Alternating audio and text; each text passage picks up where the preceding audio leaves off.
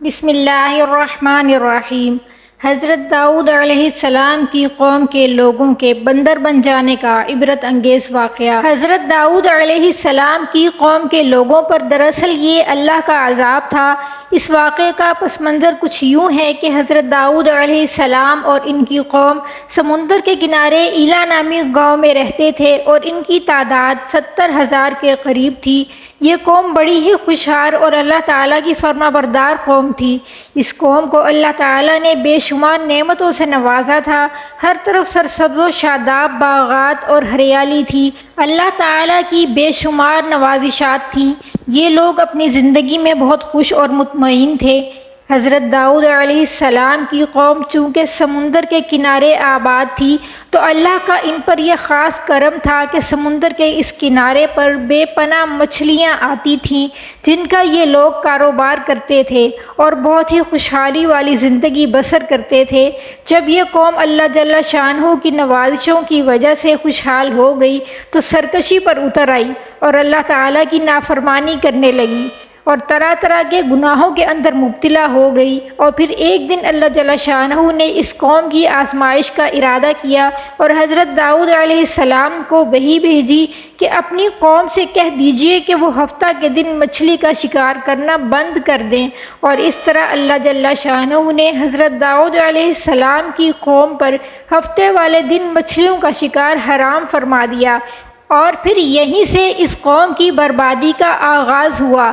حضرت داؤد علیہ السلام نے اپنی قوم کو بتایا کہ اللہ جل شانہ نے ہفتے والے دن مچھلیوں کے شکار کو حرام قرار دیا ہے، تو وہ لوگ بہت زیادہ پریشان ہو گئے اور ساری قوم سر جوڑ کر بیٹھ گئی، کیونکہ ہفتے کا دن ہی وہ دن تھا جس میں مچھلیاں وافر مقدار میں آتی تھیں اور خود بخود کنارے پر آ جاتی تھیں، اور باقی دن ایسے تھے کہ بہت کم تعداد میں مچھلیاں پکڑی جاتی تھیں۔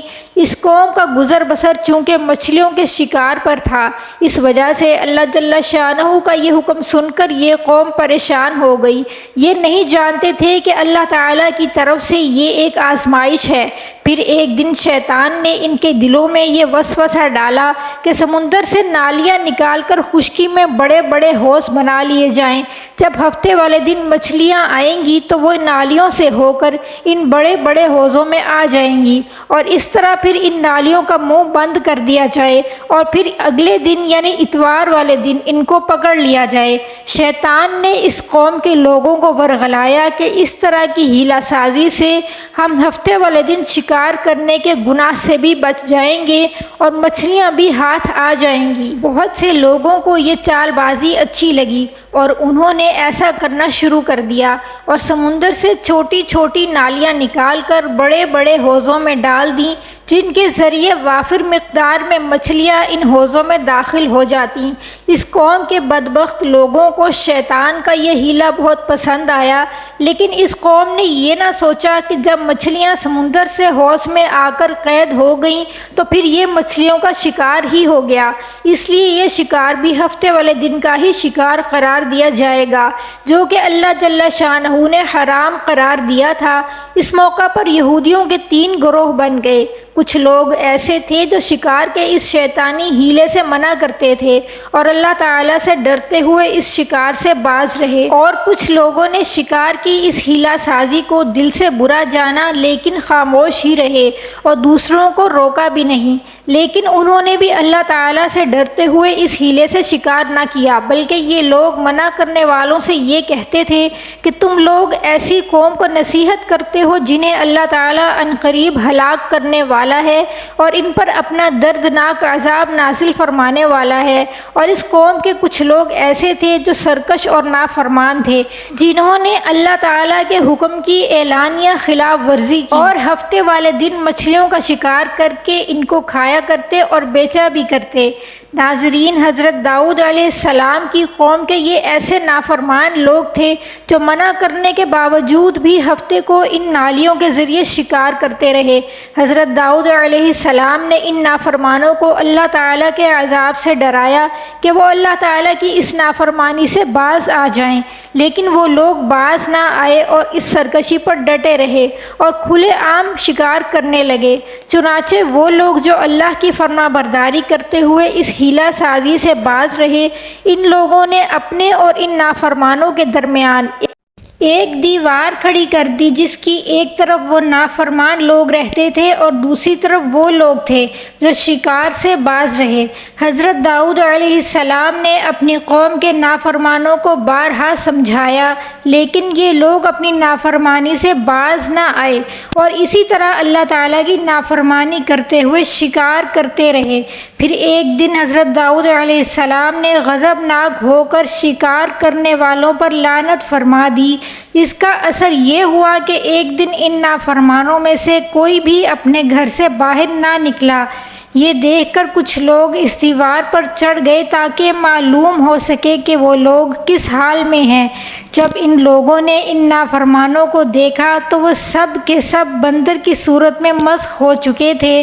اللہ جل شانہ نے ان کی نافرمانی کی وجہ سے ان پر اپنا یہ عذاب نازل فرمایا اور ان کو انسانوں سے بندر بنا دیا۔ جب فرمانبردار لوگ دیوار پر چڑھ کر دوسری طرف ان مجرموں کو دیکھتے تو وہ بندر اپنے رشتہ داروں کو پہچانتے اور ان کے پاس آ کر انہیں دیکھتے اور زار و قطار روتے تھے، لیکن وہ کچھ بول نہ سکتے۔ اللہ تبارک و تعالی سورہ بقرہ میں ارشاد فرماتا ہے، اور بے شک ضرور تمہیں معلوم ہے تم میں کہ وہ جنہوں نے ہفتے میں سرکشی کی تو ہم نے ان سے فرمایا کہ ہو جاؤ بندر دھتکارے ہوئے۔ اس طرح حضرت داؤد علیہ السلام کی قوم کے کچھ نافرمان لوگ بندر بن گئے۔